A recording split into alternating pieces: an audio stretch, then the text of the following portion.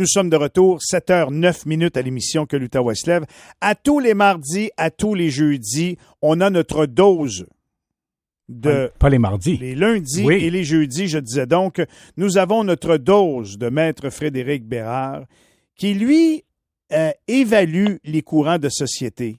Je sais pas comment il se sent ce matin. Salut, Fred. Salut, Michel. Ça s'explique pas. Écoute, je veux pas relativiser et amoindrir quoi que ce soit qui s'est passé, évidemment. Mais ce genre de truc-là, imagine-toi, ça se passe aux États-Unis pratiquement à temps plein, hein?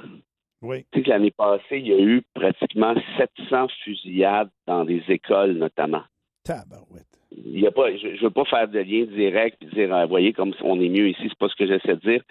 J'essaie juste, au contraire, d'expliquer que socialement parlant, l'Occident est vraiment rendu ailleurs. Et nous, on en a eu une bribe.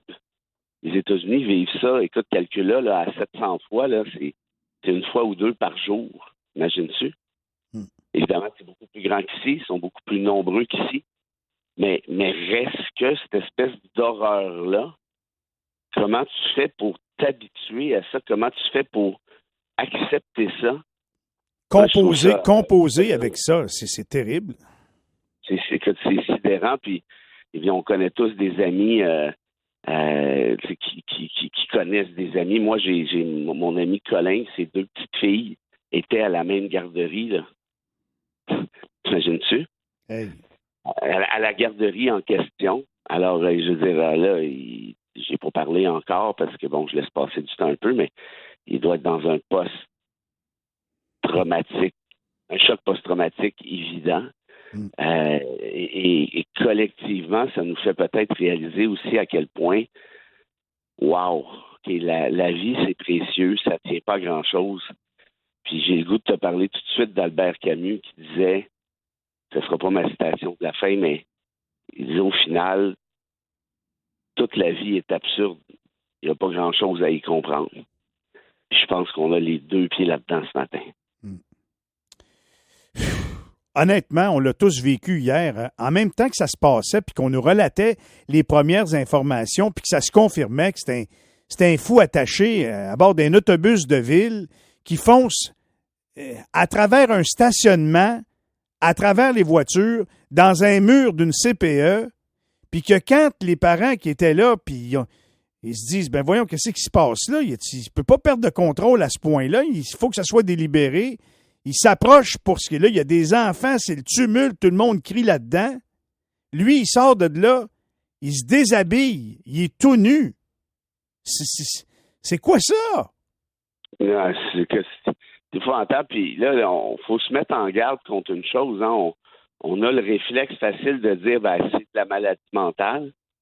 Or, qu'il y a des études qui démontrent que des cas comme ceux-là font appel à peu près à 23 %, si j'ai bien compris, de maladie mentale comme telle.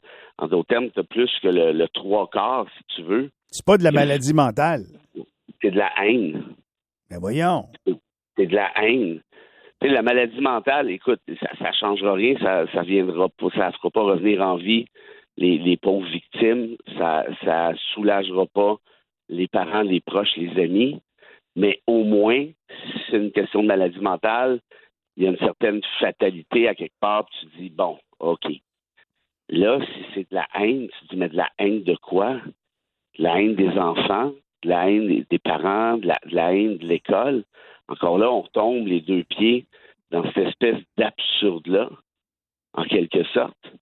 Et puis moi, je m'interroge, puis je veux pas faire mon sociologue Saint-Saëns, mais est-ce que la société dans laquelle on vit, puis là, je parle pas juste du Québec, je parle de manière très large, avec toute cette espèce de comment je te dirais, de spontanéité, puis d'instantanéité, puis il faut que ça aille vite, puis les médias sociaux, puis la violence, puis tout ce qu'on peut voir sur les YouTube, puis tout ce qu'on peut voir sur les jeux vidéo, tout ce qu'on peut voir sur les trucs en détresse, les attentats, des gens glorifiés par la suite. Moi, tu vois, à titre personnel, j'aurais fait comme Jessica Harden avait fait en Nouvelle-Zélande.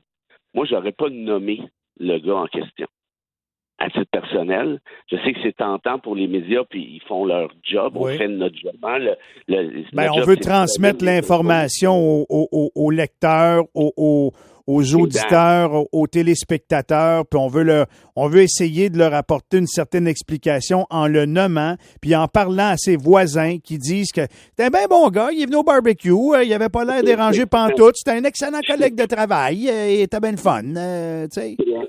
C'est incroyable. Mais tu sais, quand il y a eu la grosse tuerie en Nouvelle-Zélande, où le gars s'était inspiré sur sa mitraillette d'Alexandre Bissonnette, là, notre Wabo, là, qui avait assassiné 6 musulmans à Québec, ben, Ardern, la première ministre, qui est en train de démissionner maintenant, avait dit, il n'y a personne dans les médias néo-zélandais qui va nommer le nom de ce gars-là.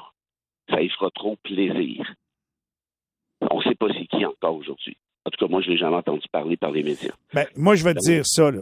Si cette personne-là est saine d'esprit, comme les Cook Wabo qu'on a vus dans l'histoire tirer du monde gratuitement en pleine possession de leurs moyens, parce que moi, j'ai un gros doute que celui-là qui était tenu en sortant de son autobus après avoir fait ça, d'après moi, il file pas. Là. Il y a quelque chose, il manque. Il m'a dit, comme mon père me disait, il manque 3-4 tarots. Là.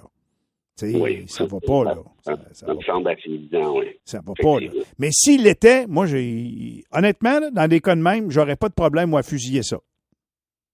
Sur le coup?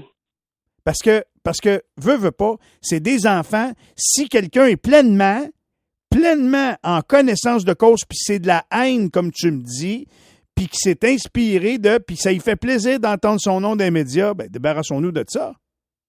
L'affaire, c'est que le problème, c'est que tu ne sauras pas tant aussi longtemps qu'il n'y aura pas des études psychiatriques, tant aussi longtemps qu'il n'y aura pas eu un procès, tant aussi, tu sais, c'est complexe, ces affaires-là, puis je comprends et partage, évidemment, ton ressentiment, surtout s'attaquer à des enfants, particulièrement des enfants de cet âge-là, terrible, qui n'ont aucune façon de se défendre. Dans un endroit où est-ce que les enfants doivent être en sécurité, on les confie au CPE, aux garderies, c'est dégueulasse. Avec une certaine conscience tranquille que notre enfant, là, aujourd'hui, à la garderie, il progresse dans la vie. T'imagines les autres enfants autour? Écoute. Ceux et celles qui ont été témoins directement ou indirectement de l'affaire. Ces gens-là sont marqués à vie. Là. Les parents sont marqués à vie. Les profs. Puis moi, j'ai une pensée spéciale pour les profs. Hein, c'est la semaine des enseignants cette semaine, pardon.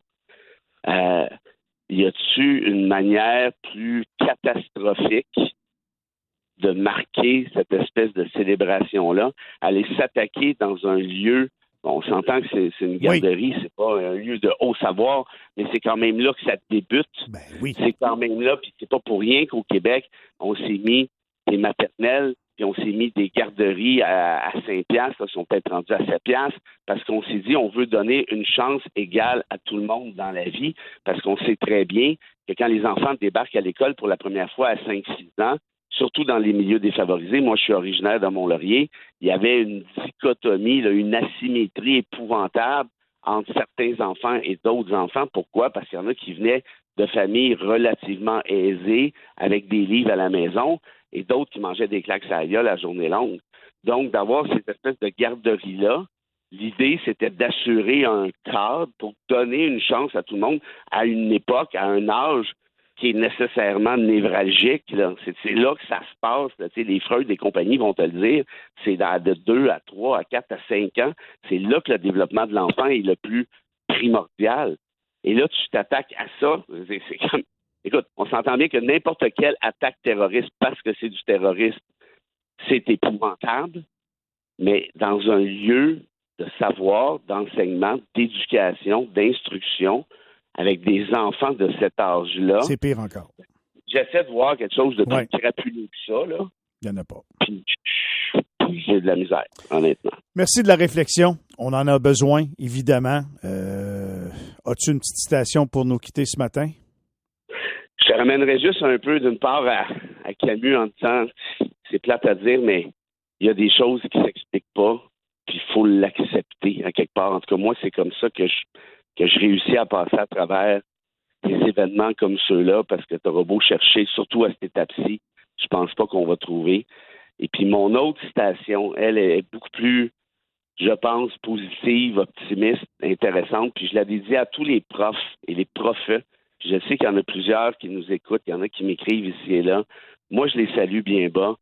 Vous travaillez dans des conditions exécrables, malgré la richesse collective du Québec. Les classes sont surchargées. On vous demande d'ouvrir les fenêtres en plein mois de janvier parce qu'on n'a pas de trucs de ventilation. Vous faites un travail d'exception, de dévotion. Il ne faut pas se laisser décourager avec ce genre d'événement-là. Puis je vais vous citer Sophocle, un vieux philosophe grec qui disait ceci: enseigner, ce n'est pas remplir un vase, mais bien allumer un feu. Merci beaucoup, Fred. Bonne journée quand même et à la semaine prochaine. Bon courage tout le monde. Bye-bye. Voilà pour les commentaires sages de Maître Frédéric Bérard.